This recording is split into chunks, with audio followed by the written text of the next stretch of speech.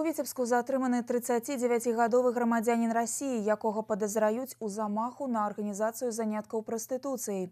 Следчыя установили, што жыхар Ленінградскай вобласці спрабаваў вывезти ў Россию дзвюх жанчын 20 і 30-гадовага ўзросту.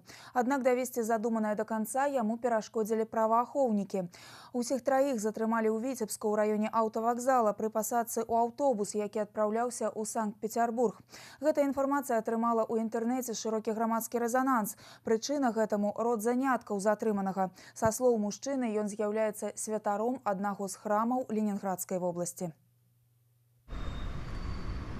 Витебским городским отделом Следственного комитета в отношении гражданина Российской Федерации возбуждено уголовное дело по части 1 статьи 14, части 2 статьи 171 Уголовного кодекса Республики Беларусь. Это покушение на организацию и использование занятия проституцией другим лицом, сопряженные с вывозом за пределы государства лица для занятия проституцией.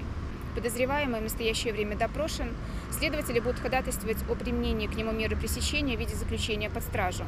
Кроме того, следователями готовится поручение об оказании правовой помощи в Российскую Федерацию с целью установления личности и характеризующих данных подозреваемого. Подставой для ўзбуджэння крымінальнай справы сталі матэрыялы, атрыманыя ад супрацоўнікаў управлення па супрацьдзеянні незаконнаму абароту наркотыкаў і гандлю людзьмі.